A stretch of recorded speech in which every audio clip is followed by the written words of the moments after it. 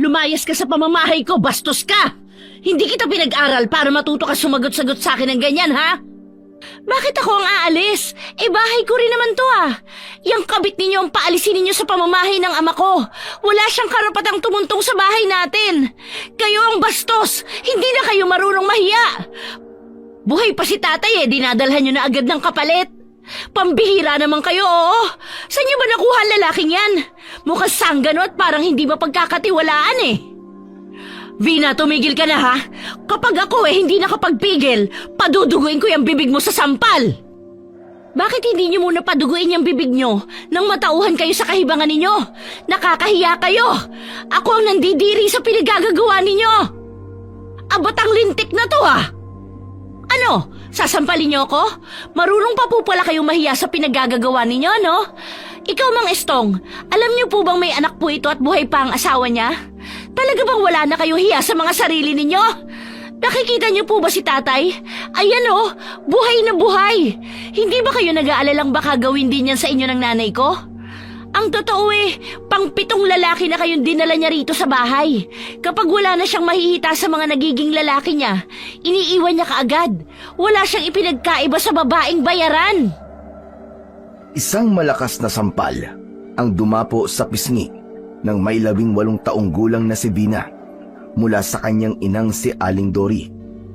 Ito na ang pinakamasakit na ginawa ng kanyang ina para saktan ang damdamin ng kanyang ama na nakakulong sa upuang kahoy habang baldado ang kalahating katawan.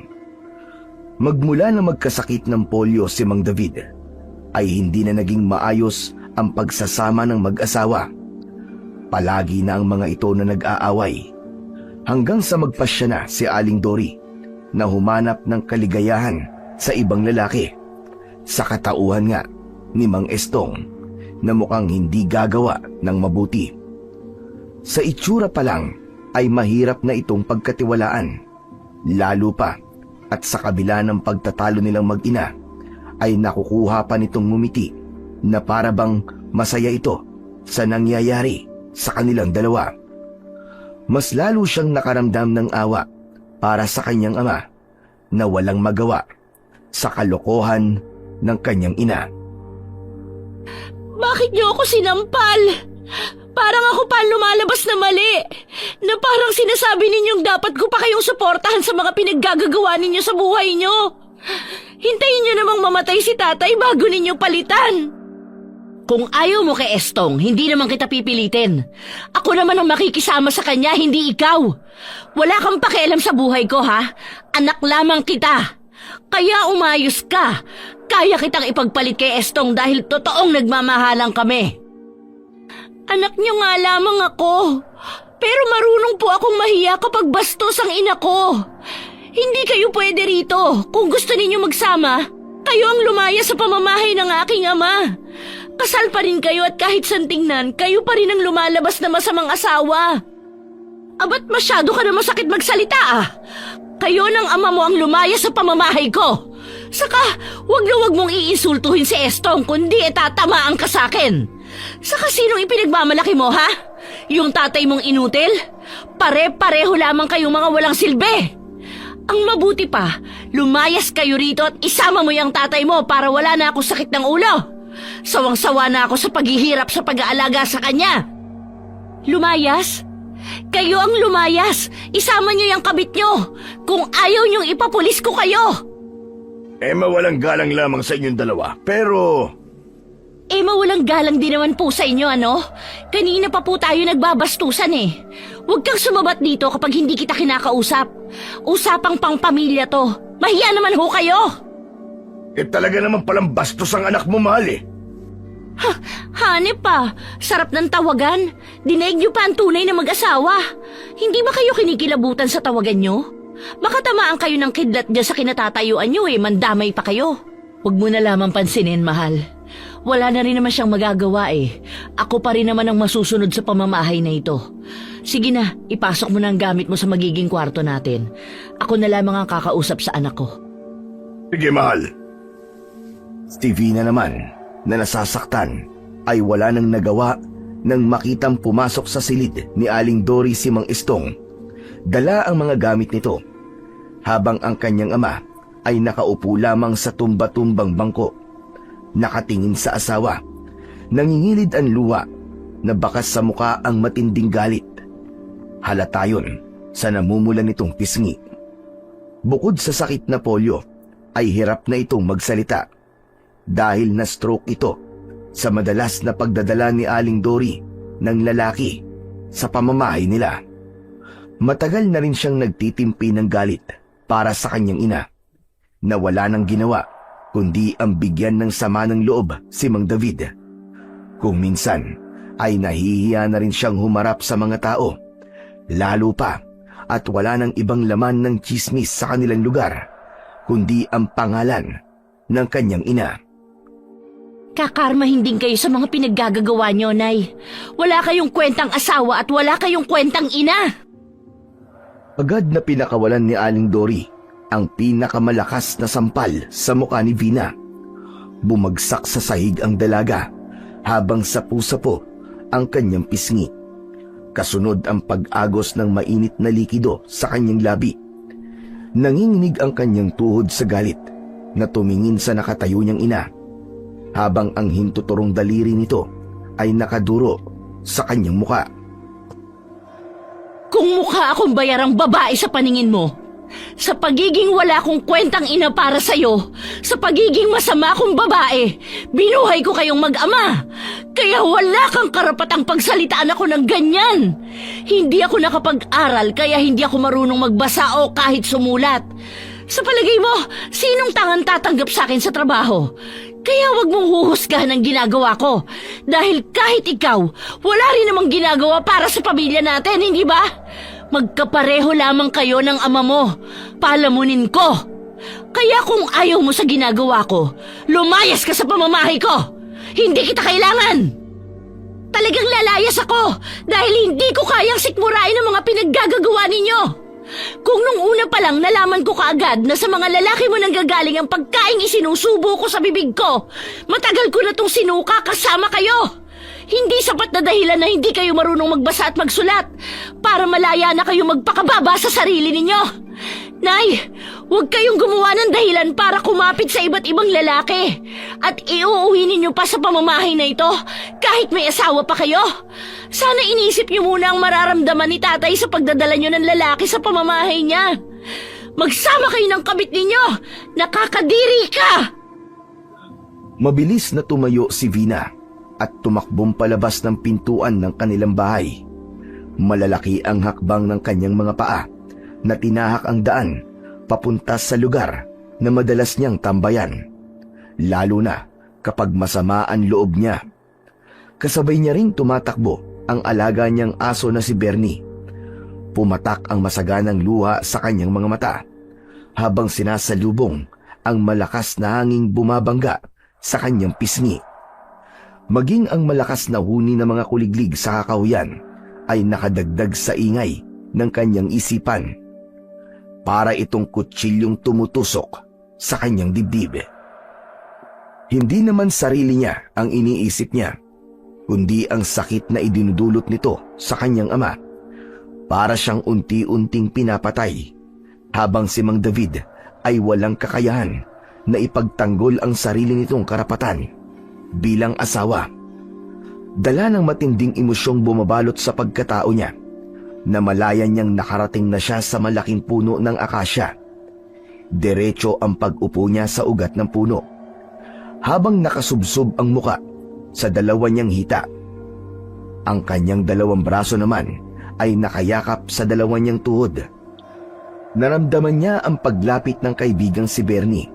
Panay ang ungot nito na para bang nakikiramay rin sa lungkot na kanyang nararamdaman.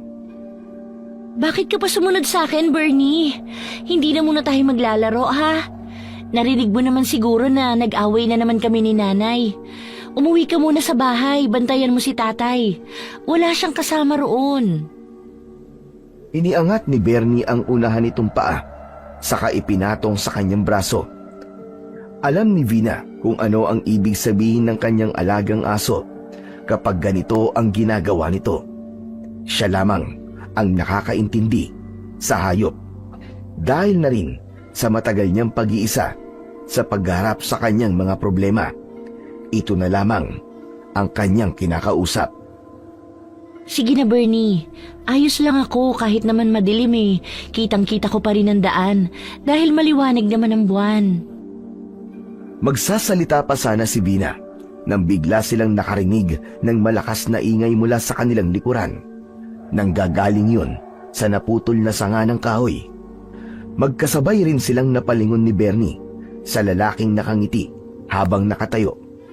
Parang sumasayaw sa hangin si Leo habang tinatakot si Bernie. Ilang saglit lang ang kanilang pagkabigla ay agad din itong nilapitan si Bernie.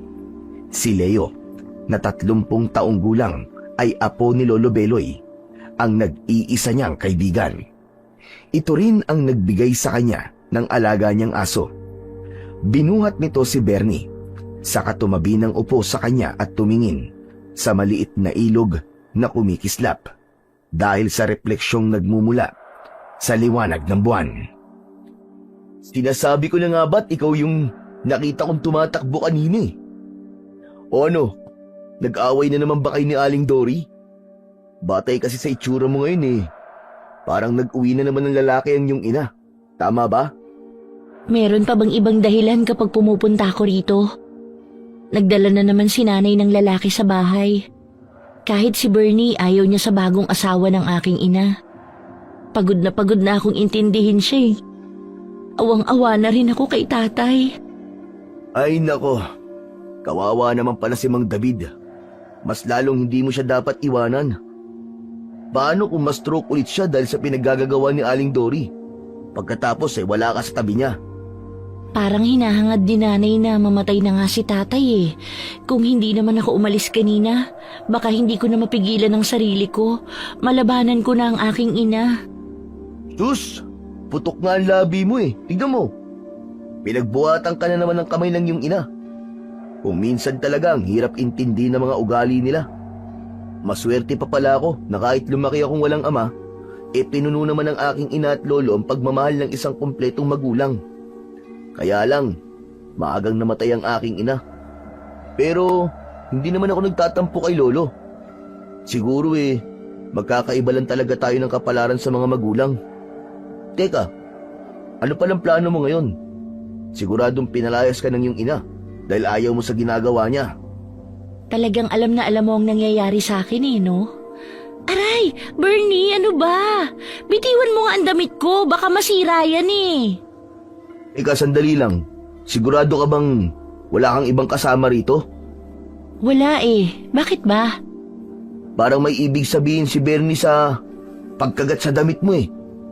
Sadya lang namang makulit si Bernie eh. Alam ko mga ibig sabihin ng pagkagat niya sa damit mo, Bina. Pati na ang pag-angil niya na parang takot na takot. O di kaya may nakikita siyang nilalang na nasa paligid natin. Ano? Biglang napatayo sa kinauupuan si Bina. Pagkatapos ay lumingalinga sa paligid. Malilikot ang kanilang mga mata na tumingin sa kakahuyan, habang ang kanilang mga dibdib ay parang binabayo ng martilyo dahil sa takot. Kakaiba rin ang hatid na kilabot sa kanilang katawan ng malamig na hangin na humahampas sa kanilang balat. Umalis na tayo rito, Leo. Halika na, Bernie. Hindi na rin maganda ang pakiramdam ko sa lugar na ito. Parang may mga matang nakatingin sa atin. Naglakad na ang magkaibigan palayo sa lugar na yon. Hindi tuloy nila maiwasan ang hindi mapatingin sa paligid. Kahit madilim, ay nakikita nila ang daan. Dahil sa konting liwanag na sumusuot sa siwang ng makakapal na dahon ng mga nagtataasang puno ng akasya. Nakakailang hakbang pa lamang silang dalawa nang biglang may sumulpot sa kanilang harapan. 4 na kalalakihang nakaharang sa kanilang daan. Sumusuray-suray na halos hindi makatayo ng tuwid dahil sa kalasingan. Nagsimula na ring tumahol ng malakas si Bernie. Alam na alam nitong may binabalak na hindi maganda ang 4 na lalaking may mabahong amoy. Idagdag pa ang humalong singaw ng alak sa katawan ng mga ito na lalong nagdulot ng kalituhan sa kanilang dalawa ni Leo. Napaatras ng hakbang si Vina at napakapit ng maigpit sa braso ni Leo. Mga pare, lasing na yata kayo eh. Ang mabuti pa umuwi na lang kayo sa bahay nyo. Kung ano man ang binabalak nyong gawin, itulog nyo na lang yan. Malakas na nagtawanan ang apat na kalalakihan habang patuloy sa paghakbang pasulong. Pinipilit ng mga ito na mahawakan si Vina. Hindi pa nasiyahan ang tatlong lalaki at pumunta ang mga ito sa likuran ni Leo para kausapin si Vina habang mas lalong humihigpit ang kapit ng dalaga sa braso ng kaibigan. Napatingin ang tatlong lalaki sa nagsalitang si Alex. Sinabi ni Alex kay Leo na kahit isang gabi lang daw ay baka pwede raw mahiram si Vina. Katulad rin naman daw siya ng ina na kahit sinong lalaki ay pwede. Hindi naman nagustuhan ni Leo ang mga sinabi ni Alex. Pare, parang panis na alak yata ang nainom nyo ah. Parang hindi na maganda ang tabas ng dila mo ah. Wala ba kayong kapatid o ina? Masyado kasing bastos ang lumalabas sa bibig mo eh. Halika na nga, Leo. Huwag mo na lang silang patulan. Si Bernie naman ay panay ang tahol sa apat na lalaking nakaharang pa rin sa daan ni Vina at Leo. Para itong gustong sumugod at nakahanda ng kumagat sa mga lalaking patuloy na nambabastos kay Vina. Teka, Bernie, tumigil ka na. Huwag mo na silang tahulan. Umalis na lang tayo rito. Akma na sana silang babaling sa ibang direksyon para umalis. Pero hinarangan pa rin sila ng apat na lalaki. Nakadipa ang kamay ng mga ito na wala talagang balak pakawalan sila. Sinabi nitong maganda raw ang lugar na napili nila ni Leo para magtagpo. Kung may gagawin daw ang mga ito kay Vina, ay iisipin daw ng mga tao na si Leo ang may gawa. Wala rin daw makaririnig sa kanila kung sakaling magsisisigaw sila para humingi ng tulong. Mas lalong gumapang ang takot sa katawan ni Vina nang magsimulang humakbang papalapit sa kanila si Alex at bumunot ito ng kutsilyong nakasuksok sa bewang nito. Teka pare Alex, huwag niyong gawin to. Lasing lang kayo. Nakikiusap ako. Huwag niyong ituloy ang mga binabalak niyo. Sinubukan pa rin ni Leo na pakalmahin ang apat na kalalakihang patuloy sa paghakbang papalapit sa kanilang kinaroroonan. Tumahol ng malakas si Bernie, kaya't napatingin si Alex sa gawin ng aso. Kaya naman, nagkaroon ng pagkakataon si Leo para agawin ang kutsilyong hawak ni Alex. Nakipag-agawan ang binata at nakipagpambuno sa lalaki. Bumagsak ang mga ito sa lupa, habang ang tatlong lalaki naman ay nakangising lumalapit kay Vina. Napaatras ng hakbang ang dalaga. Takot na takot siyang nakatingin sa tatlong lalaki. Nagulat na lamang siya nang biglang lumukso si Bernie at diretsong kinagat sa braso ang payat na lalaki. Napasigaw ito sa sobrang sakit. Habang kitang-kita niya ang pagbaon ng pangil ng kanyang aso sa laman ng lalaki. Dahil doon ay pinagtulungan itong saktan ng dalawa pang lalaking parehong mataba. Pinagsususuntok ng mga ito ang kanyang alagang aso. Pasadsad na bumagsak sa damuhan si Bernie habang umaangil dahil sa sakit. Dala ng matinding pag-aalala ni Vina, sinugod niya ang mga ito. Pinagsisipa niya ang masiselang parte ng katawan ng mga kalalakihan. Bumagsak ang mga ito sa damuhan habang namimilipit dahil sa sakit. Lalapitan na sana niya si Bernie, pero hinila siya sa kamay ni Leo para tumakbo. Vina, tara na! Bilisan mo! Sandali! Si Bernie! Leo! Balikan natin si Bernie! Ahabol na lang si Bernie sa atin, Vina. Walang mangyayari masama sa kanya. Kailangan na natin makalayo bago pa nila magawa ang binabalak nila sa'yo. Sa paglingon ni Vina sa kinaroroonan ni Bernie, ay nakita niyang nakahiga pa rin ito sa damuhan. Samantalang ang apat na kalalakihan ay mabilis nang humahabol sa kanila. Sinubukan nilang makalayo sa lugar na yon, pero mabilis na tumakbo si Alex, kaya't naharangan na naman sila nito. Ipinakita ni Alex ang hawak na kutsilyo, saka ikinuskus nito sa pisngi. Pagkatapos ay dinilaan pa na parang wala na sa sariling katinuan.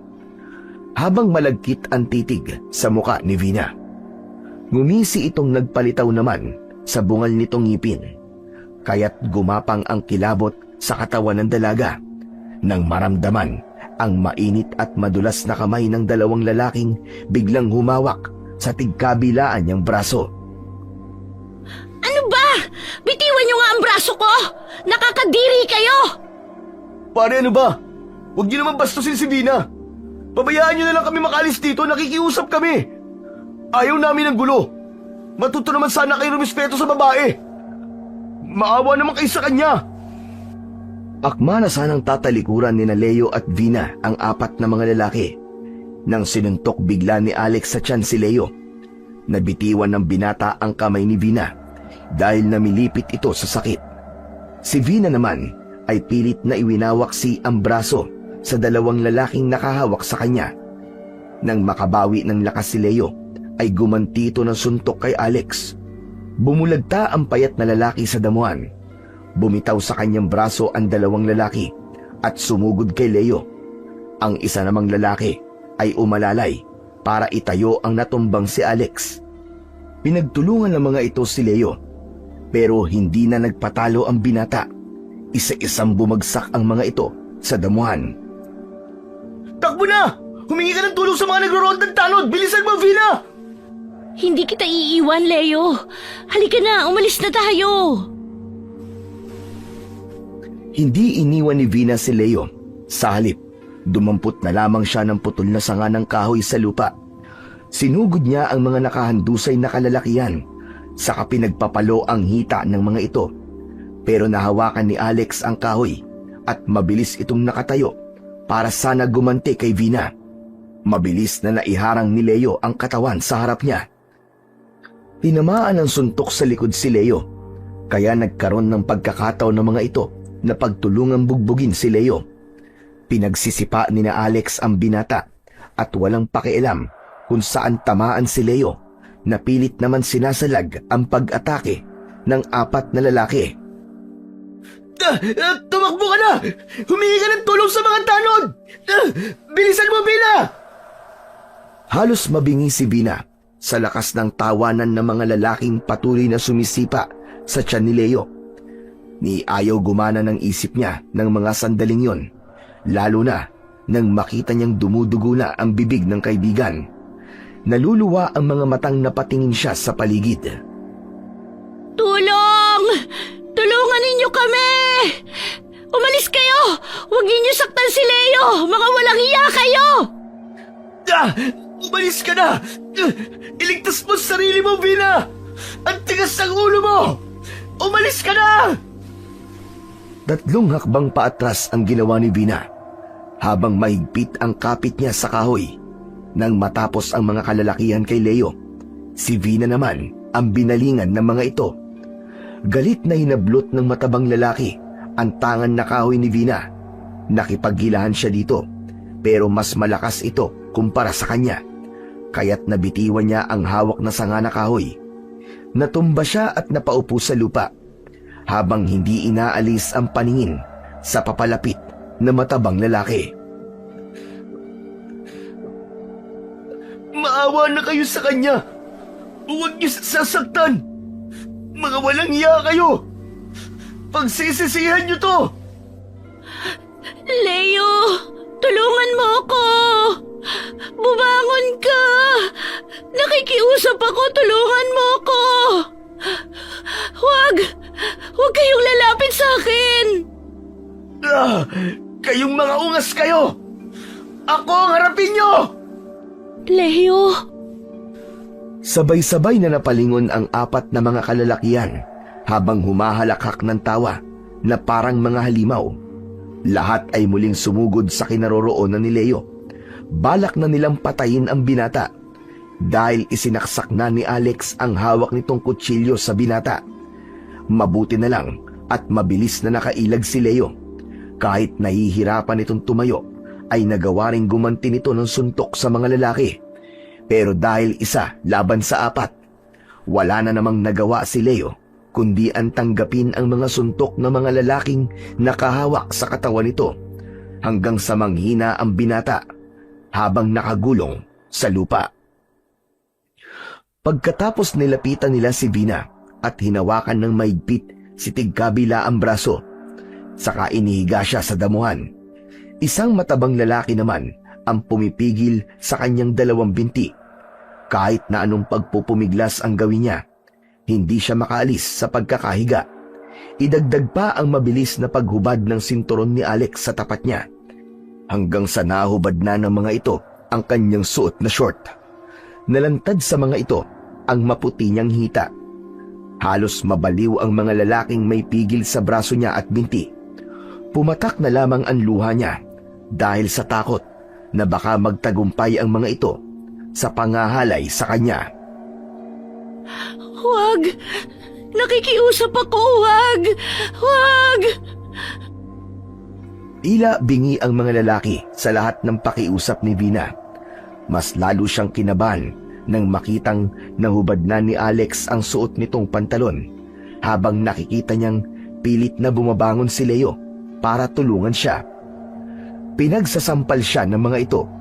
Naramdaman niya ang pamamanhid ng kanyang labi.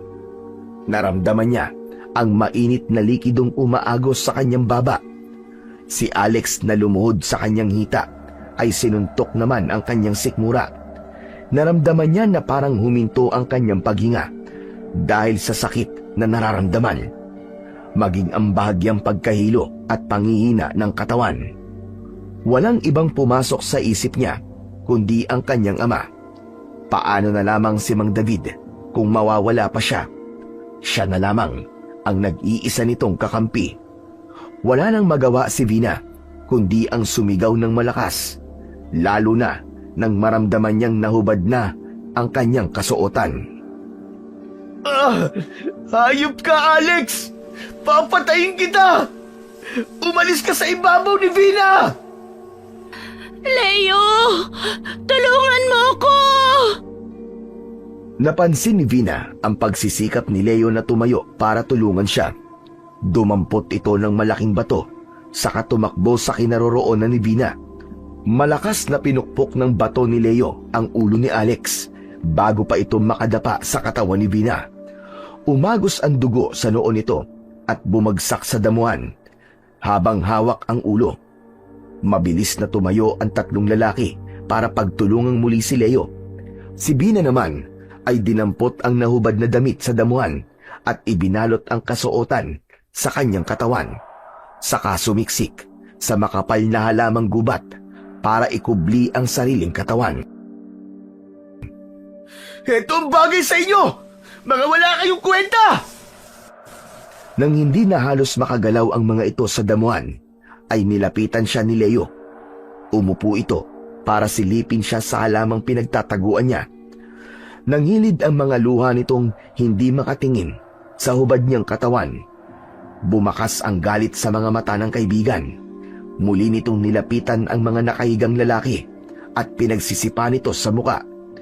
Mabilis na nagsuot ng damit si Vina, kahit nasira na yon dahil sa puwersang paghablot sa kanyang damit.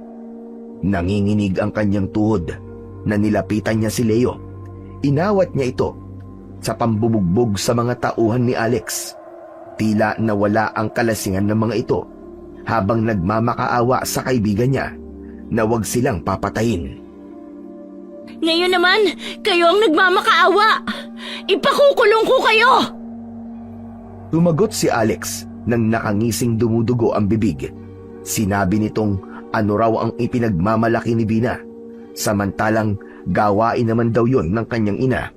Kung ano raw ang puno ay siya rin daw ang bunga. Biglang nandilim ang paningin niya dahil sa narinig. Pakiramdam ng dalaga ay umakyat ang kanyang dugo sa utak dahil sa galit. Buong lakas niyang pinagsisisipa ang pinakamaselang parte ng katawan ni Alex. Namilipit ito sa sakit habang nakatirik ang mga mata. Leo!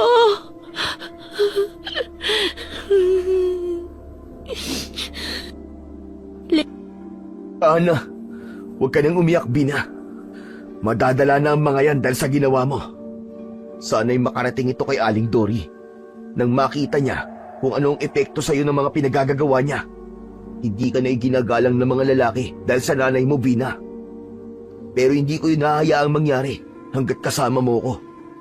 Mapapatay na muna nila ako bago ka nila masaktan. Leo, si Bernie. Balikan natin ang aso ko. Nakita ko siyang nakahiga lang sa damuhan. Baka nasaktan siya. Tatalikod na sana ang dalawa para umalis sa lugar na yon.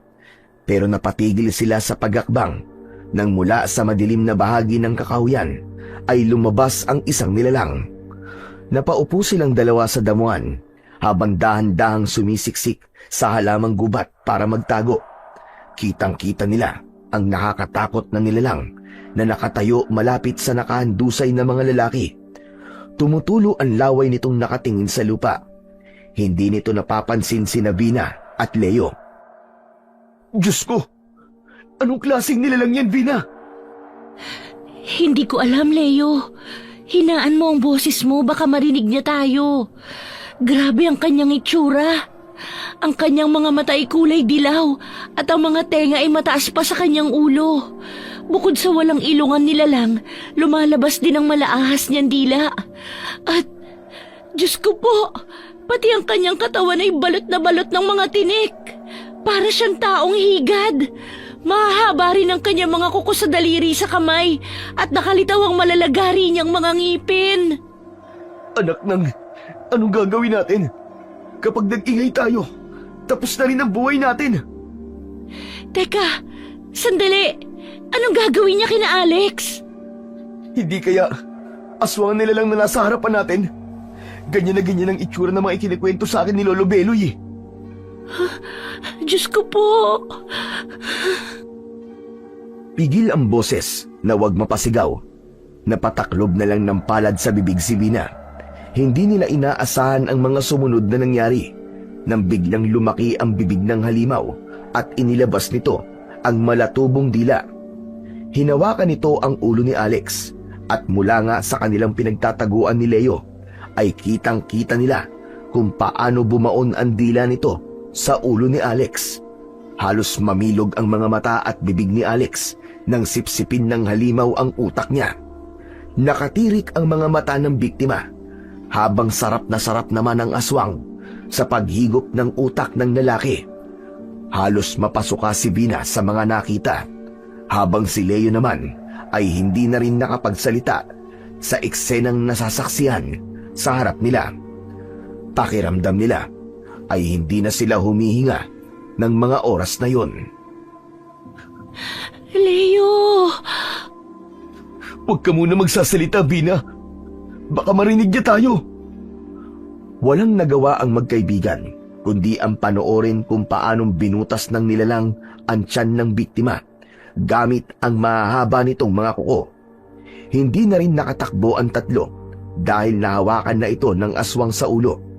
Dahil bugbog sarado ang katawan ng mga kasama ni Alex, tila nagbigay dahilan yun sa halimaw na hindi ito mahirapan sa paglantak sa laman loob ng mga lalaki. Bawat baunan ng dila nito ay nagkikikisay ang katawan na parang natutuyong kahoy. Kakaiba ang aswang na lumalantak sa katawan ng mga biktima dahil sa paraan ng pagkain nito. Pambihira! Ngayon lang ako nakakita ng ganyang nilalang. At ngayon lang may nangyaring ganito sa baryong ito. Tumakas na tayo bago pa niya tayo mapansin. Natitiyak kong ang apat na lalaking yan ang sadya niya at hindi tayo. Nagkakamali ka. Walang pinipili ang aswang. Kapag naubos niya ang laman loob ng biktima, tayo naman ang isusunod niya. Pero dahil sa puwersang pagpunit ng halimaw sa tiyan ng mga biktima, tumilamsik sa kanilang muka ang mabahong amoy ng malansan likido mula sa katawan ng matabang lalaki. Nalasahan ni Bina ang mapait na sariwang dugo na dumikit sa kanyang bibig. Pag-angat ng kanilang muka ay nagkatamaan sila ng tingin ng halimaw na tapos nang manginain. Umangil ito na sumasayaw-sayaw sa paglalakad habang papalapit sa kanila. Nawala ang iniindang sakit ng katawan ng dalawa at mas nangibabaw ang kagustuhan nilang makatakas. Diyos ko! Tumayo ka na dyan! Takbo na! Nakita niya tayo! Masakit na ang katawan ko, Leo. Tulungan mo ko. Masakit at maapdi ang mga natamong sugat sa katawan ni Vina. Kaya ang mga hakbang nila para tumakbo ay lubhang mabagal. Kaya nang maramdaman ng dalaga ang malamig na kamay ng aswang, ay itinulak niya papalayo si Leo. Tumakas ka na! Awa ka sa kamay ko, Vina! Sipahin mo siya sa katawan! Dalian mo! Hindi ka niya mabuhayan! Matinik ang katawan niya. Hindi ko kaya. Galit na galit at gigil na gigil ang aswang sa paghawak sa tigkabila ang braso ni Vina. Nakita pa niyang dumampot ng kahoy si Leo at pinagahampas nito ang likod ng halimaw. Pero nabigo ang binata at naputol ang sanga ng kahoy. Hayop kang halimaw ka! Bitiwan mo si Vina! Pakawalan mo ang kaibigan ko! Iwinasiwas ng halimaw ang braso nito, kaya't tinamaan sa katawan si Leo.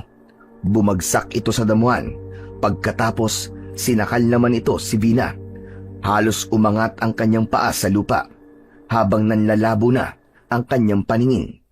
At nakarinig naman siya ng malakas na tahol ng aso sa kanilang likuran. Sinunggaban kagad ni Bernie ang halimaw na may hawak sa kanyang leeg. Nakita niyang bumaon ang pangil nito sa braso ng aswang, kaya't nabitiwan siya nito. Bernie! Bina! Bina, tumayo ka dyan! Hayaan mo na si Bernie! Tara na! Hindi ko iiwan si Bernie. Tinulungan niya ako. Halos lumipad ang katawan ni Bernie nang suntukin ito ng aswang sa tiyan. Pasadsad na bumagsak sa lupa si Bernie, pero agad din itong bumangon, patakbo sa kanyang kinaroroonan. Nakalaylay ang dila na nakaharang ito sa harapan ni Vina. Para bang pinoprotektahan siya nito. Nakita niya na ikinakaskas nito sa lupa ang unahan nitong paa. Kaya lang, hindi niya inaasahan ang sumunod na nangyari. Lalo na nang umalulong si Bernie ng malakas na malakas. Lumingon pa ito kay Vina at nakita niyang namumula na ang mga mata ng kanyang aso. Kasunod ang unti-unting pagbabago nito ng anyo. Tumaas ito na halos kasing laki niya.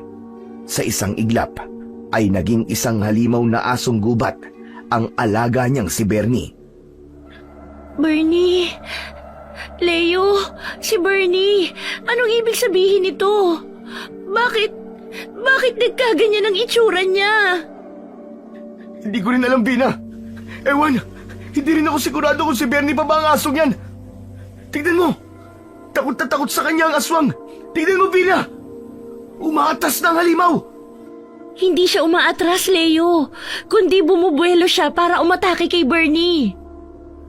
Hindi nga nagkamali si Vina dahil nagsuguran ang dalawang nilalang sa gitna ng damuhan habang nagbabanggaan ng katawan na parehong nagsusukatan ng lakas. Hindi naman siya makapaniwala sa naging itsura ng kanyang alagang aso. Isa na itong mabangis na asong gubat na kayang makipaglaban sa halimaw na nasa harapan nila. Nakagat ng aso sa braso ang nilalang kaya't malakas itong napasigaw habang nakatingala sa langit. Vina, tara na! Tara na, ano ba? Huwag mo na silang panoorin. Hindi na rin tayo sigurado sa asong yan. Baka hindi na siya si Bernie. Pero, nang tawagin ko siya sa pangalan niya, lumingon siya sa akin. Ano ba? Tara na, Vina! Umalis na tayo rito! Akma na sanang tatakbo ang magkaibigan papalayo sa lugar na yon nang bumagsak sa unahan nila si Bernie. Umuungol itong nasasaktan at hirap tumayo. Sa paglingon ng binata sa kanilang likuran, ay sinalubong naman ito ng sakal ng halimaw sa leeg. Si Vina naman ay nilapitan ang halimaw at pinagsisipa niya ang katawan nito. Pero nasasaktan naman siya sa pagbaon ng tinik nito sa balat niya. Masakit yun na parang nagpapamanhid sa buo niyang katawan. Biglang tumulo ang laway ni Vina kasabay ng pagbagsak niya sa damuhan. Biglang nagkikikisay ang kanyang katawan na hindi niya mapigilan ang abnormal na pagtirik ng kanyang mga mata. Vina! Vina, gumising ka! Ano nangyayari sa'yo? Sumagot ka! Malakas na humalakhak ng tawa ang halimaw sa nag-aalalang si Leo. habang si Bina naman ay habol ang sariling hininga habang hawak ang binting tinamaan ng tinik ng aswang. Parang naparalisa ang kanyang katawan. Bigla rin siyang nakaramdam ng panginginig ng kanyang kalamnan. Narinig niyang umangil ang asong si Bernie. Galit na galit itong sumugod sa aswang na may sakal pa rin kay Leo. Pagkatapos ay binalingan ng aso ang namimilipit sa sakit na si Bina. Mabilis itong tumakbo sa kanyang kinaroroonan at kinagat ang kanyang damit para ilayo siya sa halimaw. Nang bigla silang nakarinig ng malakas na sigaw mula sa matandang lalaki na nakatayo sa harapan ng aswang. Bitiwan mo ang apo ko! Ako ang harapin mo, walang hiya ka! Lolo! Masyado ka na marami napapatay. Ako ang kaharapin mo! Hindi kita uurukan! Bernie, atakihin mo ang halimaw na yan! Tila naintindihan ng aso ang sinabi ng matanda at mataas itong tumalon para kagatin sa braso ang halimaw. Bumaon ang mga pangil nito sa kamay ng aswang, kaya naman nabitiwan nito ang leeg ni Leo.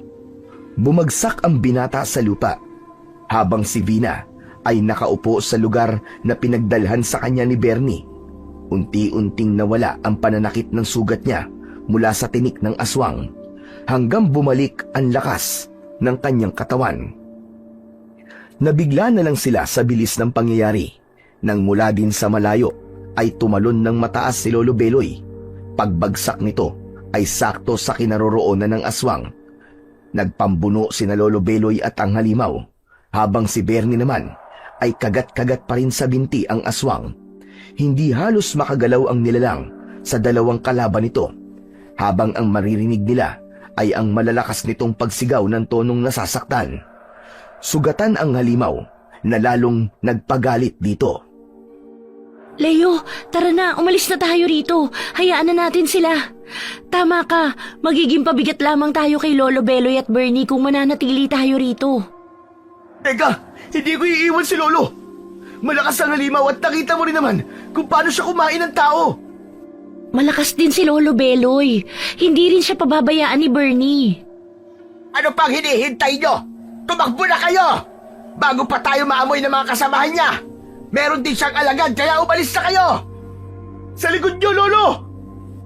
Diyos ko po! Leo! Si Lolo Beloy! Nahawakan ng halimaw ang binti ni Lolo Beloy. Pagkatapos ay pinaghampasan pa ito sa lupa. Habang si Bernie naman ay muling kumagat sa binti ng halimaw. Pero nadakot ng aswang ang ulo ni Bernie at malakas na inihagis sa katawan ng puno. Bumagsak ito sa lupa habang umaangil na parang nasasaktan. Nakabuelo ang matanda at magkakasunod na pinaghahampas nito ang ulo ng halimaw gamit ang hawak na maso. Mapapatay na sana na matanda ang nakahandusay na kalaban nang mula sa hindi kalayuan ay nakarinig sila ng malalakas na pag-angil ng kakaibang hayop. Tunog na katulad ng ungol ng baka, kaya't wala nang nagawa ang matanda kundi ang hilahin sina Vina at Leo papalayo sa lugar na yon. Kasunod si Bernie. Bilisan nyo! Sa palagay ko ay narinig nila tayo. Ilang minuto lang ay sasalakay na sa atin ang mga kampon niya. Kaya't bilisan nyo! Si Bernie naman ay unti-unting nagbalik na ang anyo sa pagiging isang ordinaryong aso, habang si Vina ay paika-ika sa paglalakad dahil sa tinik na bumaon sa kanyang binti. Mabilis silang nakalayo sa lugar na yon habang naiwan ang halimaw na nakahandusay sa damuhan. Pabahay ko. Doon muna tayo magtatago. Balot ko ng proteksyon laban sa mga masasamang elemento na nakatira sa kagubatang ito. Diyos ko, mabuti na laban talaga at pinuntahan ako ni Bernie dahil kung hindi, baka napahamak na kayo. Bilisan niyo ang pagtakbo. Nararamdaman kong malapit na sila. Malalaki ang hakbang ng mga paa na sumunod sila kay Lolo Beloy, habang si Vina ay hindi mawala sa isip ang naging itsura ni Bernie. Nakahanda ang mga tanong niya sa matanda, pati na ang epekto ng tinik ng aswang sa katawan niya at kung anong klaseng nilalang ang umatake sa kanila. Pagkaraan ng ilang minutong paglalakad, narating na nila ang maliit na kubo ng matanda. Gawa yun sa kawayan, habang ang bubong naman ay yari sa dahon ng anahaw. Diretso silang pumasok sa loob ng bahay, habang nagmamadaling isinara ng matanda ang pintuan at mga bintana. Saglit lang, at ikukuha ko muna kayo ng malinis na tubig. May nilaga pa akong talbos ng bayabas para malinisin ang mga sugat nyo sa katawan. Bernie, magbantay ka sa labas ng balkonahe. Umikot lamang ng 2 beses ang alagang aso ni Bina, saka humalik sa paa ng dalaga, bago ito lumabas ng bahay, habang si Bina ay hindi inaalis ang tingin kay Leo. Hindi makatingin ng diretso sa kanya ang kaibigan, para bang umiiwas itong magtanong siya. Maya-maya pa ay bumalik na si Lolo Beloy. May dala na itong maliit na kulay itim na palanggana na may pinakuluan ng talbos ng bayabas. Saka inilapag yon sa ibabaw ng maliit na lamesang gawa sa kawayan. Ang nilalang na umatake sa amin kanina, Lolo Beloy. Anong klase po siyang aswang? Siya ang pinuno ng aswang na Demero. Hindi ko rin alam kung bakit bigla niyang nilapa ang 4 na lalaki kanina. Pero malakas ang kutob kong ikaw, Bina, ang kanyang punterya. Nagkataon lamang na nandoon ang mga lalaking yon. Siguradong kakalat na sa buong baryo ang mga nangyari sa kanila. Ngayon ko lang po narinig na may ganong klaseng aswang. Nakakatakot siya, Lolo, at brutal kong pumatay. Dahil sa mga nangyari, hindi ko maiwasang hindi mag-alala para sa kaligtasan nyo. Bakit po, Lolo? Dahil nakita nyo ang itsura niya, hindi nila kayo tatantanan hanggat hindi kayo napapatay. Ang inaalala ko ay ang kaligtasan ng mga tao rito. Bumalik na ang pinuno ng mga Demero, kaya hindi malabong mangyari na magsisimula na naman silang maggasik ng lagim. Sa tono po ng pananalita ninyo, Lolo Beloy, dati nang may Demero sa lugar na ito at ngayon na lang sila ulit nagparamdam. Oo, Bina. At isang bantayon sa buhay ng mga tao. Si Bernie, Lolo Beloy, anong klaseng nilalang siya? Bakit biglang nagbago ang itsura niya nang makaharap niya ang pinuno ng Demero? Dahil ang pinuno ng Demero ang naging dahilan kung bakit naging ganoon si Bernie. Siya ang nag-iisang asong nakaligtas sa pag-atake ng aswang sa dati niyang amo. Nakagat siya doon sa hita, at yun ang naging epekto sa kanya, ang maging halimaw kapag makakaharap niya ang nilalang na kumagat sa kanya. Kapag nakakaramdam siya ng galit, magbabago rin ang kanyang anyo. Aswang po ba si Bernie? Kumakain din po ba siya ng hilaw na karne?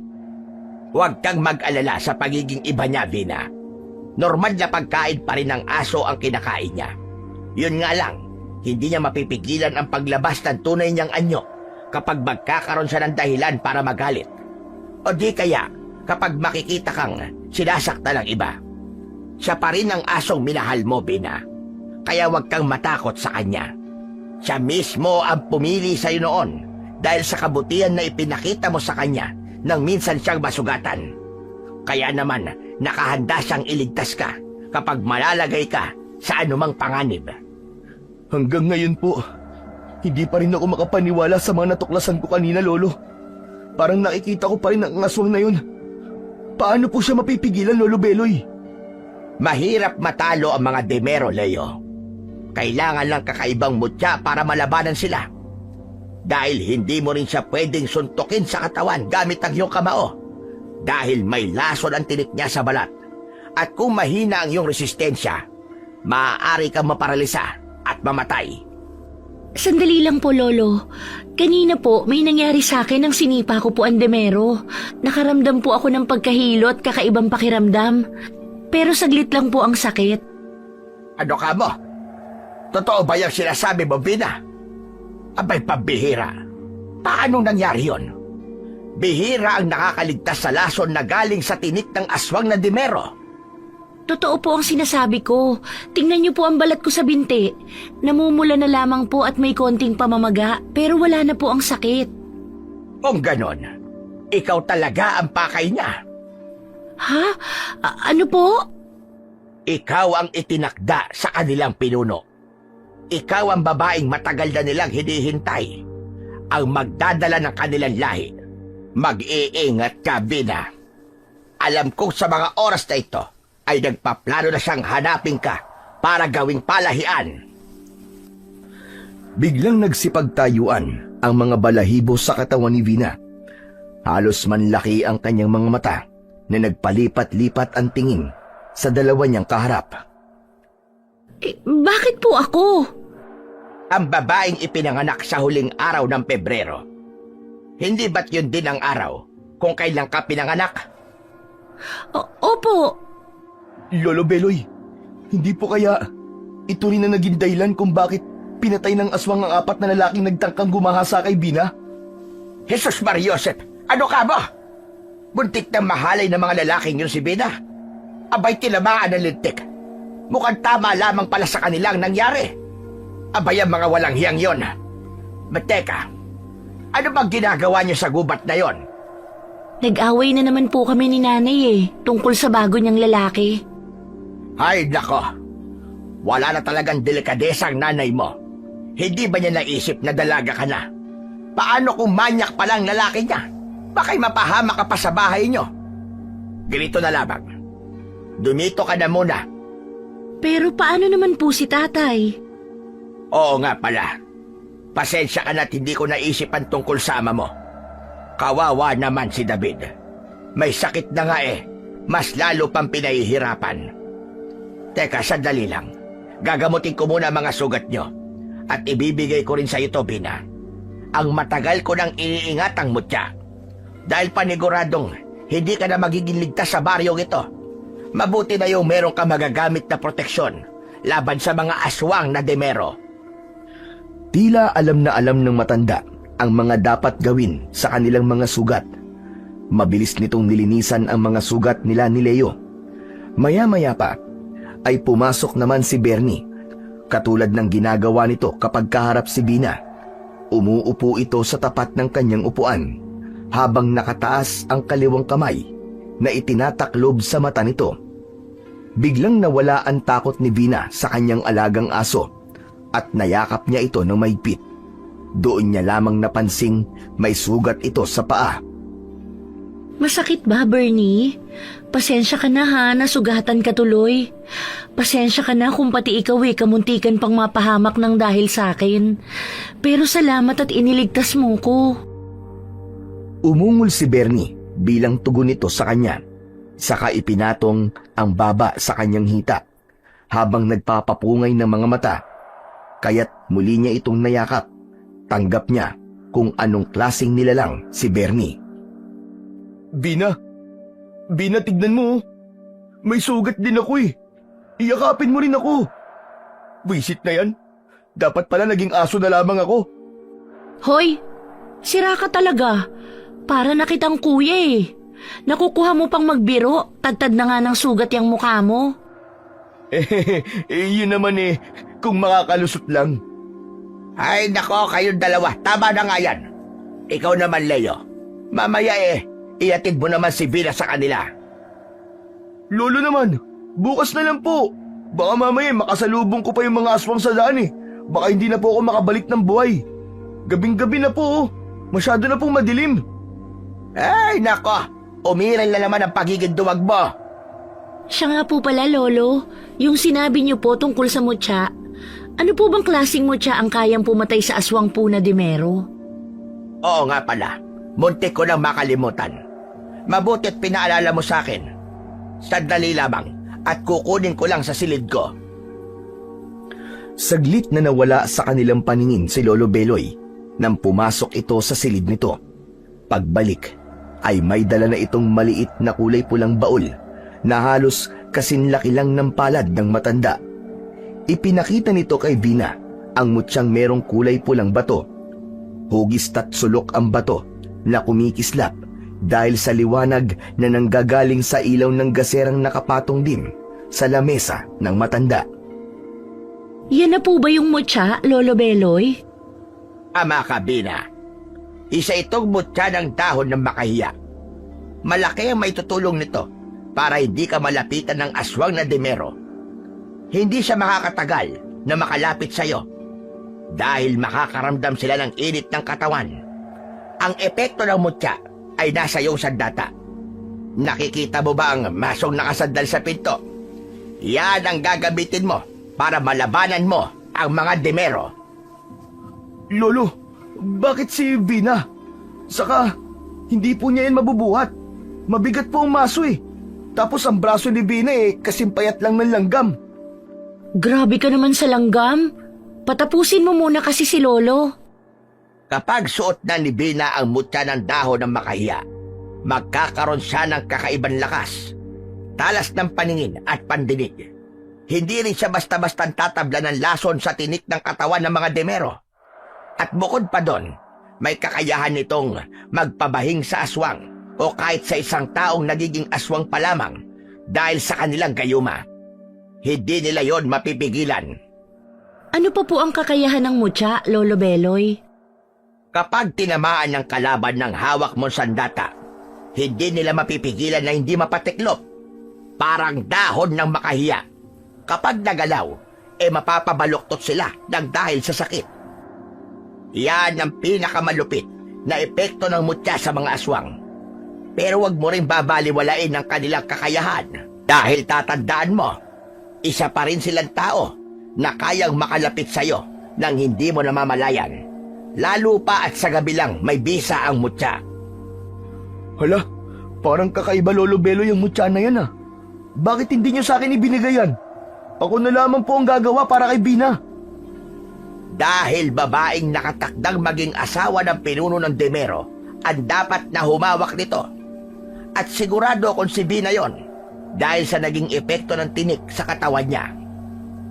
Anak ng pambihirang mutya naman yan, namimili pa na magmamay-ari.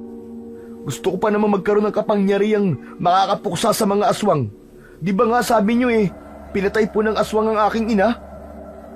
Huwag mo nang ungkatin ang tungkol sa iyong ina, Leo. Ang mabuti pa, ihanda mo na lamang ang magiging kwarto ni Vina kesa nang gugulo ka rito. Saka lang din umalis sa tabi nila si Leo.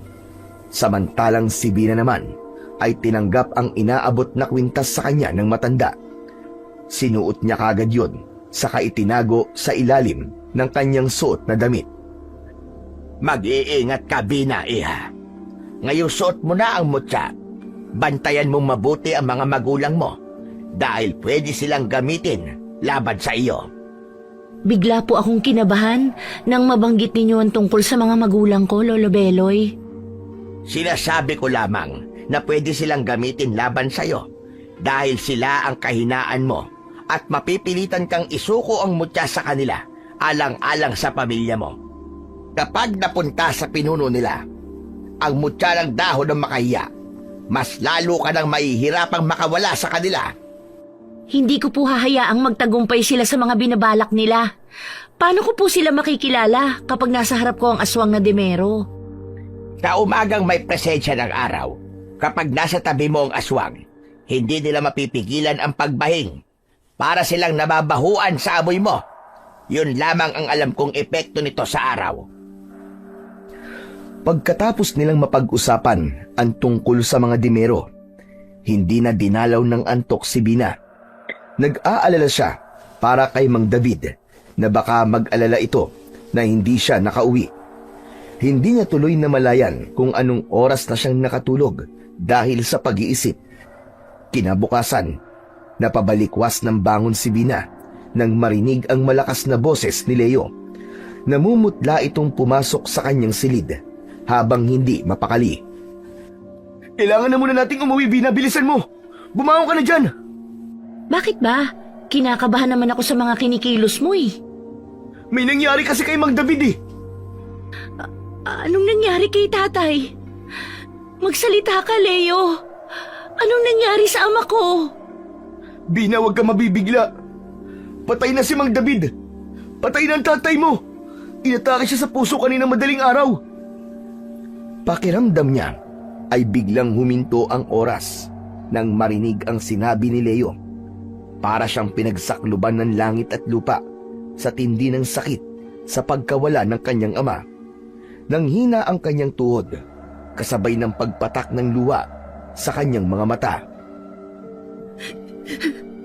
Samahan mo ko, Leo. Gusto kong makita si tatay. Oo, Vina. Vina, nakikiramay ako sa pagkamatay ng iyong ama. Maging si Lolo Beloy ay awang-awa kay Vina. Alam ng mga ito kung gaanong kamahal ni Vina si Mang David. Hindi nito siguro nakayanan ang matinding sakit at galit sa ginawang pagdala ni Aling Dory sa bago nitong lalaki. Dala ng matinding pag-aalala ay sumama na rin si Lolo Beloy sa dalaga. Habang si Leo naman ay nakaalalay kay Vina. Pakiramdam ng dalaga ay para siyang kakapusin ng hininga habang naglalakad pauwi sa kanilang tahanan. Pagkaraan ng ilang minutong paglalakad, nakarating din sila sa tapat ng bahay ni Vina. Marami na ang mga tao na naghihintay sa labas. Nanginginig ang kanyang tuhod na pumasok sa kanilang pintuan. Hindi niya namalayang tumutulo na pala ang luha sa kanyang mga mata. Nakita niya si Aling Dory, katabi ang mga kaibigan nito. Napatayo ito sa kinauupuan nang makita siya, saka lumapit sa kanya. Anak, wala na ang... Huwag niyo akong tawaging anak dahil hindi kita ina. Patay na ang ina ko kasama ng aking ama. Umalis ka sa harapan ko. Gusto ko makita si tatay. Vina, huminahon ka muna. Huwag ka magpadala sa emosyon mo, Vina. Anak, magpapaliwanag ako. Sinubukan ni Aling Dory na hawakan ang kamay ng anak, pero malakas na tinabig yun ni Vina. Hindi na nakapagpigil ang dalaga. Hinarap niya ito na may puot sa mga mata. Halos bumaon ang kanyang mga kuko sa nakakuyom niyang kamao. Dito niya ibinunton ang tinitimping galit bago pa siya makalimot sa kanyang sarili. Tumabi ka, sabi! Huwag ka na magtangka magpaliwanag dahil hindi ako interesado. Siguro naman masaya ka na, patay na si tatay. Wala nang hahadlang sa inyo ng lalaki mo. Teka, nasaan ang kabit mo? Bakit mo siya tinatago? Tinatablang ka na ba ng hiya, ha? Ang boses mo, hinaan mo. Hinaan? Nahihiya ka bang malaman nila, ha? Patay na ang ama ko, kaya patay na rin ang ina ko. Umalis ka rito. Itigil mo ang pagkukunwari mong umiiyak. Hindi bagay sa'yo. Abat, sumusobra ka na, ha? Sasampalin mo ako? Sige, sampalin mo ako. Dagdagan mo ang mga pasa sa katawan ko. Nakita mo ba itong mga sugat ko sa katawan, ha? Kagagawan to ng mga lalaking ang tingin sa akin ay katulad mong kaladkarin. Ang nakataas na kamay ni Aling Dory na akmang isasampal sa mukha ni Vina ay sinalag ng kamay ni Lolo Beloy. Maigpit nitong hinawakan ang pulsuhan ni Aling Dory. Pilit naman yung binabawi ng ginang, pero hindi ito binibitiwan ng matandang lalaki. Hindi nakatiis sa ginagawang pananakit ni Aling Dory kay Vina. Wala kang karapatang saktan ng anak mo, Dory. Hindi ka naging mabuting ina sa kanya. Talagang ipapahiya mo pa ang anak mo sa harap ng maraming tao. Bitawan mo ang kamay ko. Wala kang karapatang pakialaman ako. Lo, marami na po nakatingin.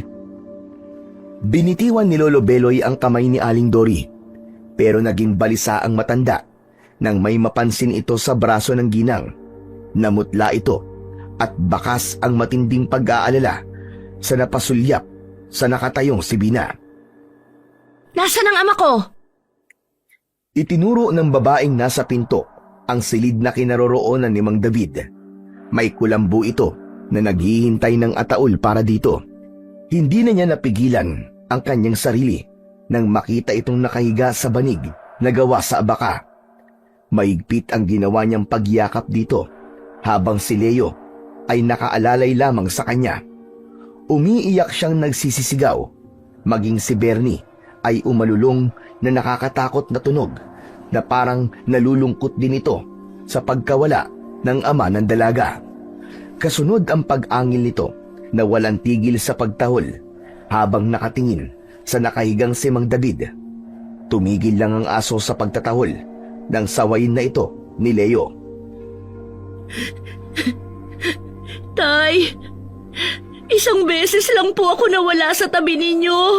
Iniwan niyo na ako. Patawarin po ninyo ako.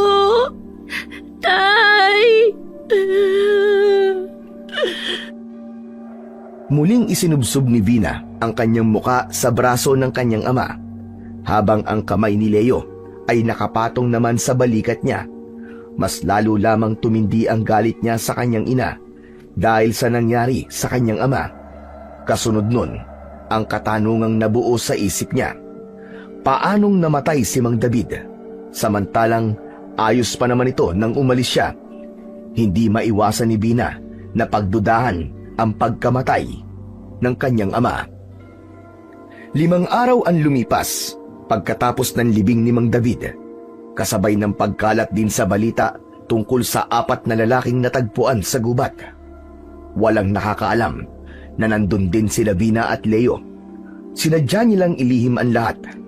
Hindi na rin niya kinausap ang kanyang ina at namalagi siya sa poder ni Lolo Beloy. Ayaw na niyang makita si Aling Dory dahil umiiwas siyang magkamali at magkasakitan silang mag-ina. Hanggang isang umaga, sa balkonahe, kinausap siya ni na Lolo Beloy at Leo. Vina, ano kasi? Ano yun, Leo? May sasabihin ka ba? May sasabihin daw sa'yo si Lolo Beloy. Kaya lang, nag-aalala siyang baka hindi ka maniwala. Kasi di ba, galit ka sa nanay mo. Tungkol kasi to kay Aling Dory. Kung tungkol ito sa aking ina at pipilitin niyo ako makipag-usap sa kanya, pasensya na pero wala po akong balak na makipag-ayos sa kanya. Kailangan mo itong malaman, Bina. Dahil sigurado kong ito magiging sagot sa katanungan mo. Kung hindi ka na interesado sa nanay mo, kailangan mo pa rin malaman na hindi niya sinasadya ang mga nangyayari sa kanya. Lolo Beloy, sinadyaman po niya o hindi, wala na akong pakialam sa kanya. Bina, teka lang. Patapusin mo muna kasi si Lolo. Makinig ka sa mga sasabihin niya. Diretsuhin niyo na po ako, Lolo. Ano ba kasi yun? Nasa panganib ang iyong inang si Dory, Bina. Nang marinig ni Vina ang sinasabing yun ni Lolo Beloy, nawala ang galit niya at napalitan ng pag-aalala. Napatayo siya sa kinauupuang bangko na gawa sa kahoy at nagpalipat-lipat ang tingin sa muka ng dalawa. Nakakunot ang kanyang noo na sinusuri kung nagsasabi ba ang mga ito ng totoo. Paano niyo po nasabing nasa panganib si Nanay, Lolo Beloy? Nasa ilalim ng gayuma ng aswang si Dory. Kaya malakas ang kutob kong hindi niya alam ang mga nangyayari sa kanya. Wala tayong kaalam-alam na nakalapit na pala sa'yo ang aswang, Bina. Bina, kung sino ang lalaking kinakasama ng iyong ina, siyang nanggagayuma kay Aling Dory. Katulad ng sinabi ko noong nakaraan, didikitan ng aswang ang mga mahal mo sa buhay para makalapit sa'yo. Ikaw ang punteriya niya. Nagsisimula na siyang kumilos. Kung ganun, Lolo Beloy, talaga po pala nasa panganib si Aling Dory. Tama ka, Leo.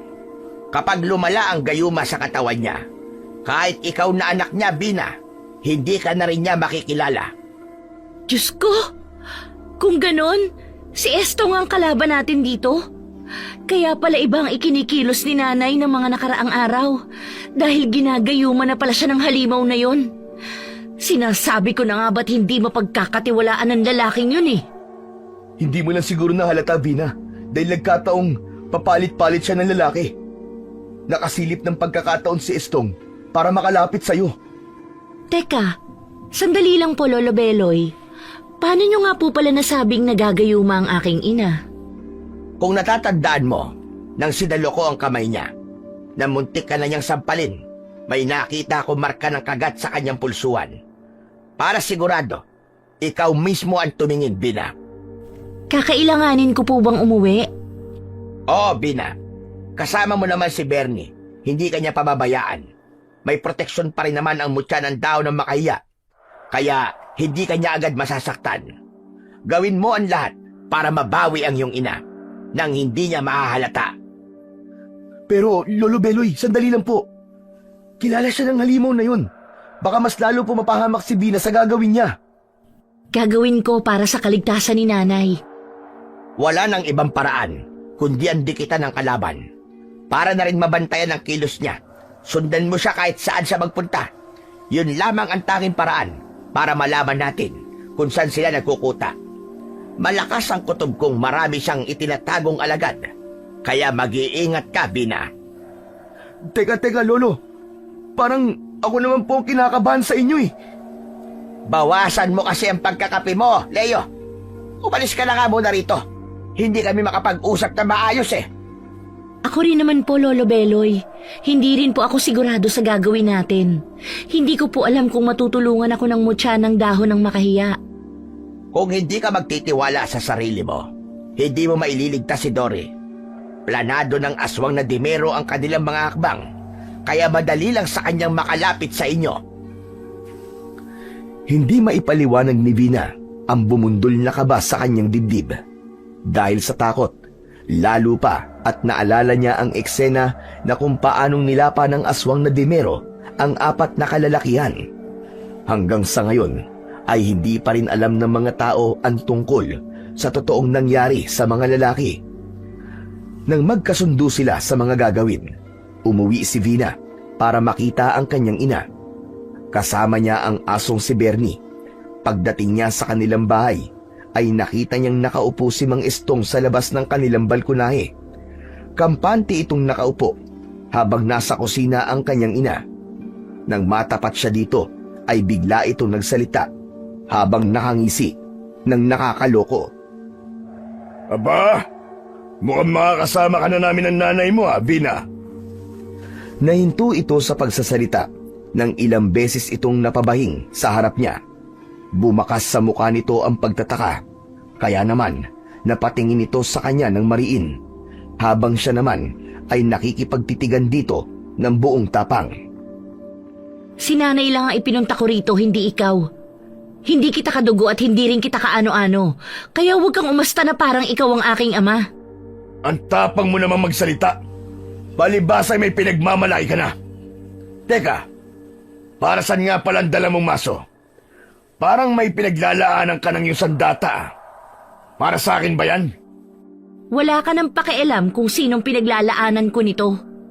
Sino yan? Boses yon ni Aling Dory na naglalakad papalabas ng kusina. Napasimangot ito nang makita si Vina at mabilis na lumapit para tumabi sa aswang na si Mang Estong. Pero maging ang kanyang ina ay paulit-ulit rin na napapabahing. Ach! Anong ginagawa mo rito, Havina? Sunod-sunod na pagbaying ulit ang ginawa ng kanyang ina, palatandaan na may gayuma itong mula sa aswang na Dimero. Pero hindi siya nagpahalata. Sa halip ay palihim niyang sinuri ang braso nito para makita ang markang sinasabi ni Lolo Beloy. Nagkunwari siyang magbibigay galang para may pagkakataon siyang makita ang kamay nito. Mano po, Nay? Halos manlaki ang kanyang mga mata nang makita ang marka. Totoo nga ang sinasabi ni Lolo Beloy. Bigla siyang nakaramdam ng konsensya sa lahat ng mga nasabi niya para sa ina.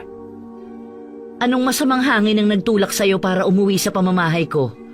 Akala ko ba si Lolo Beloy na ang bago mong pamilya? Gusto ko po kayong makasama. Kikilalanin ko ang lalaking ipinalit nyo sa aking ama, pero hindi ko masasabing matatanggap ko agad siya. Talaga, anak? Totoo ba yan? Opo, Nay. Pasensya na po sa mga nasabi ko nung nakaraang araw. Diyos ko, anak. Kung alam mo lang, kung gaano ako kasaya ngayong araw na ito. Akala ko hindi mo na ako matatanggap. Kumain ka na ba? Gusto mo bang ipagluto kita ng paborito mong longganisa? Huwag na po, Nay. Wala ako maayos na tulog kagabi. Gusto ko po sanang magpahinga muna. Teka. Parang ang hirap yata paliwalaang nagkakasundo na kayo. Naipainumin niyo po ng gamot si Mang Estong, mukha pong sisipunin siya. Malawak na ngiti ang itinugon sa kanya ni Aling Dory. Indikasyon yun na hindi nito nahahalatang puro pagpapanggap lang ang ginagawa niya. Si Bernie naman ay panay pa rin ang tahol sa harap ni Mang Estong, kaya binuhat na ni Bina papunta sa kwarto niya. Ano ba, Bernie? Huwag mo ngang tahulan si Mang Estong. Pagagalitan tayo ni Nanay eh. Sige po, Nay. Gusto ko na pong magpahinga. O sige, anak. Ang saya ko talaga ngayong nakauwi ka na. Mabilis na tumalikod si Bina kay Aling Dory at kay Mang Estong dahil pakiramdam niya ay hindi na siya nakakahinga sa paraan ng pagtitig sa kanya ng lalaki. Parang pinag-aaralan nito ang kilos niya at sinusuri kung nagsasabi ba siya ng totoo. Pagpasok niya sa kanyang kwarto at paglapat ng kanyang katawan sa katre, pinagsisihan niyang nagawa niyang sungitan si Mang Estong dahil magtataka ito na bigla siyang naging mabait sa ina. Kaya lang ay hindi niya napigilan ang kanyang sarili. Ipinagdasal na lamang niya na hindi siya mahalata ng kalaban. Maghihintay siya ng pagdilim para masundan si Mang Estong at makalaya na ang kanyang ina sa gayuma. Ang ipinagtataka niya lang kung paanong nakapagparami ng kampon si Mang Estong samantalang hindi naman ito taga rito sa kanilang baryo. Maliban na lamang kung dating taga rito na umalis lang at muling nagbalik para kunin siya bilang ina ng magiging anak nito. Nang maisip ni Bina ang bagay na yon, ay hindi niya tuloy maiwasan ang hindi pagtaasan ng balahibo sa katawan. Pagkatapos maghapunan, ay muling pumasok sa loob ng kwarto si Bina. Ito ay para gawin ang mga balak niya para kay Mang Estong. Inihanda niya ang kanyang maso, maging ang kanyang suot na mutya. Hanggang sa pagsapit ng gabi, ay naramdaman niya ang pagsara at pagbukas ng pintuan nila sa kusina. Habang ang aso namang si Bernie ay panay ang ikot sa kanyang harapan, na para bang sinasabi nitong sundan na nila ang halimaw na si Mang Estong. Sa bintana ng kanyang kwarto siya dumaan, saka maingat na tumalon, habang magaan ang mga hakbang ng paa na tahimik na sumunod kay Mang Estong. Anong ginagawa niya rito sa tapat ng puno ng akasya? Teka, dito ako madalas tumambay ah. Ilang minutong naghintay si Bina sa malaking punong pinagtataguan at halos manlaki ang kanyang mga mata nang makita ang mga aswang na demero sa unahan ng ilog. Kung ganun, sa ilog pala sila nakatira. Kaya pala palagi kong nararamdamang may nakatingin sa akin. Matagal na pala nila akong binabantayan. Pero walang nababanggit sa akin si Lolo Beloy. Matagal niyang pinagmasdan si Mang Estong na nakatayo sa tapat ng ilog at sa apat na halimaw na nakatayo sa harapan nito, habang ang mga tinik sa balat ay tayong-tayo na parang palaging galit. Maingat siyang humakbang papalapit sa mga ito habang kasunod ang aso niyang si Bernie. Hinawakan niya ang mutya at nakita niya ang kulay berding liwanag na parang kumikislap sa suot niyang kwintas. Kitang-kita niyang nag-reflect yun sa mata ng alaga niyang aso. Bernie, kailangan ko ng tulong mo. Puntahan mo sina Leo at Lolo Beloy. Bilisan mo para makabalik ka kaagad. Umikot lamang si Bernie saka maingat na tumakbo papalayo sa kanya. Pagkatapos ay muli siyang tumingin sa gawi ni Mang Estong. Maya-maya pa ay may dumating na isa pang demero. May buwat ito na isang sako. Halos tumagal ng kalahating minuto ang pag-uusap ng mga ito bago binuksan ang laman ng sako. Nagulat siya sa laman nun. Teka, mga aso yun ah. Ano kayang gagawin nila sa mga aso? Ito na ba ang lahat? Bakit parang konti lang ang nakuha niyong mga aso? Wala rito si Bernie. Bilisan nyo!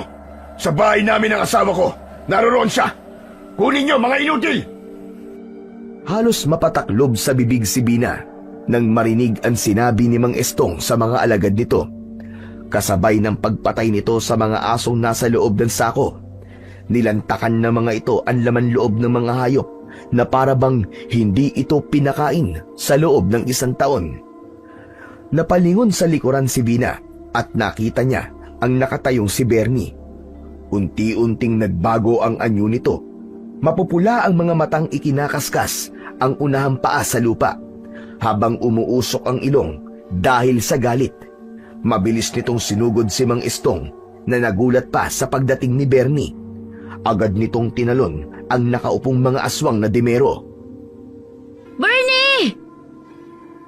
Sa lakas ng sigaw ni Vina dahil sa pag-aalala, nakita siya ng mga tauhan ni Mang Estong. Napatayo ang mga ito at sinalubong ang umaataking si Bernie. Mabilis na nadampot ni Mang Estong ang leeg ng aso saka inihampas sa puno ng akasya habang nakatingin sa gawi ni Vina. Nakangising nagmamalaki na sinaktan nito ang kanyang alaga. Dahil sa galit ay tuluyan ng lumabas sa pinagtataguan si Vina. Bitiwan mo si Bernie! Halimaw ka! Huwag ka na magpanggap! Kilala na kita, Estong! Pakawalan mo si Bernie! Sinasabi ko na nga ba? At palabas mo lang lahat ang bait-baitan mo. Alam ko namang plano mo na ito. Akala mo ba ay ganun mo lang ako kadaling maiisahan? Pwes, nagkakamali ka. Katapusan mo na! Bumalik ka na sa pinanggalingan mo! Bumalik? Anong bumalik? Taga rito talaga ako, hungang. Kaya sa mo naman ako balak papuntayin. Ang totoo, hindi naman inatake sa puso ang tatay mo. Pinatay ko siya. Pinatay ko! Nang sa ganon, ay mawala ang mga sagabal sa landas ko. Dahil sa mga narinig, ay mas lalong tumindi ang galit ng dalaga sa pinuno ng mga dimero. Kaya naman, hinigpitan niya ang kapit sa kanyang dalang maso at pasigaw itong sumugod. Habang si Bernie ay binitiwan ng dimero at bumagsak sa damuhan habang umaangil. Bawat pagbigwas niya sa maso ay naiilaga naman ni Mang Estong. Sumugod na rin ang 4 na lalaki para pagtulungan siya. Pero dumating si Leo. Agad itong nakipaglaban sa mga aswang gamit naman ang tungkod na kahoy. Vina! Mag-iingat ka! Tumakbo ang binata sa gawin ni Bernie. Itinayo nito ang alagang aso, saka muling umatake sa mga aswang na nakatayo sa tabi ni Mang Estong. Binigwasan ni Bina ng hampas ng maso sa muka ang isa sa mga aswang. Kitang-kita niyang bigla itong nanigas at bumaluktot ang katawan na bumagsak sa lupa. Umaangil na parang asong galit pero hindi nito mapaglabanan ang paninigas ng katawan. Inulit ni Bina ang paghampas dito ng maso hanggang sa mamatay. Si Bernie naman ay kagat-kagat sa leeg ang isa pang aswang na damero habang iwinawasiwas nito ang ulo. Samantalang si Leo ay patuloy na pinagpapalo ng tungkod ng aswang na lumapit dito. Si Mang Estong naman ay pinapanood lamang ang mga alagad habang nakikipaglaban kina Vina at Leo. Nakangisi itong kampanting nakatayo sa tabi ng puno ng akasya. Ilang minuto ang lumipas ay nakita nilang nakahandusay na sa lupa ang mga kalaban habang nasusunog ang katawan dahil sa epekto ng maso ni Vina. Saka lamang din umatake si Mang Estong. Lumabas ang malatubong dila nito para puntiryahin si Vina, pero nahampas niya ito ng maso bago lumapat ang mahaba nitong dila sa katawan niya. Kitang-kita niyang umusok yon na parang napapaso. Pakialamera ka! Patikim pa lang ang ginawa ko sa inyo. Maaaring natalo niyo ang mga tauhan ko, pero hindi ako. Marami akong nakaplano sa inyo, Bina. Sumama ka sa akin at hindi ko sila sasaktan. Palalayain ko rin ang iyong ina. Mamili ka. Madali naman akong kausap. Hindi mo ako mauuto. Nakikita mo ba ang mutyang ito? Ito ang tatapos sa kahayupan mo sa pagpatay sa mga tao, maging sa mga asong walang kalaban-laban sa'yo. Yan ang gusto ko sa mapapangasawa ko. Palaban! Kilabutan ka sa mga pinagsasasabi mo. Para na kitang ama. Kahit kailan, hindi mo na mararanasang magkaasawa pa dahil papatayin na kita. Patakbong sinugod ni Bina si Mang Estong pero parang alam nito ang lakas ng kanyang sandata. kaya iniilaga nito ang bawat pag-atake niya. Nang makahanap ito ng pagkakataon, ay saka siya nito binigwasan ng suntok sa sikmura. Kagaya ng sinabi ni Lolo Beloy sa kanya, hindi siya basta-basta tatabla ng suntok, maging ng tinik nito sa katawan. Pasadsad sa lupa siyang bumagsak dahil sa lakas ng pagkakasuntok ng aswang sa kanya. Vina! Ayos ka lang ba? Talaga bang magtatanong ka pa sa akin, Leo? Mukha ba akong ayos? Pilit na tumayo si Bina at muling humarap kay Mang Estong. Itinaas niya sa ere ang mutya ng dahon ng makahiya. Biglang napasigaw si Mang Estong dahil sa sakit at hindi nito makontrol ang sarili na hindi mapabaluktot sa kinatatayuan. Saka naman niya ito nilapitan at pinaghahampas niya ng maso ang katawan ng aswang na dimero. Napasigaw ito sa sobrang sakit habang hindi pa rin makagalaw. Si Bernie naman na nakabawi na ng lakas ay mabilis na sumugod kay Mang Estong at kinagat ito sa iba't ibang parte ng katawan. Kaya naman, bumagsak ito sa damuhan habang hindi maintindihan kung paanong iilagan ang mga kagat ni Bernie. Kaya pala malakas ang loob mo dahil hawak mo mutya ng daon ng makahiya. Magsama-sama kayo! Hindi kayo magtatagumpay! Eto na ang katapusan mo dahil nagtatagumpay na ako sa pagpatay sa'yo. Maya-maya pa ay narinig niya ang mga yabag ng paa papalapit sa kanyang kinaroroonan. Pagkatapos ay narinig niya ang boses ng kanyang ina at ni Lolo Beloy. Anak! Nay! Lolo Beloy! Anong ginagawa niyo rito? Bakit pa kayo sumunod? Hindi mo siya mapapatay ng maso dahil ang kanyang buhay ay nasa markang kagat ng kanyang gayuma. Gamit ang mutya, itali mo sa braso ng iyong ina ang kwintas. Bilisan mo! Ano bang nangyayari? Anong kahibangan nito, Lolo Beloy? Gusto ko lang magising ka sa katotohanan. Ginamit ka lamang ng kabit mo. Maaaring hindi mo pa nakikita ang totoo niyang itsura dahil nasa ilalim ka ng gayuma niya. Pero sumunod ka na lamang. Bina, ano pang hinihintay mo? Lumapit ka na rito at gawin mo na! Sige, gawin mo. Kung hindi, mapuputol ang leeg ng alaga mong aso, Bina. Akin na! Ibigay mo sa akin ang mutya. Huwag kang makinig sa matandang baliw na yan! Baliw? Ako pa talaga baliw!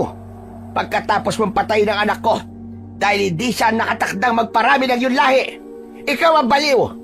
Nakikita mo ba ang binatang nakatayo sa harapan mo? Ang lalaking muntik mo nang patayin! Siya lang naman ang anak niyo ni Laura, ang naulila dahil sa pagpatay mo sa kanyang ina!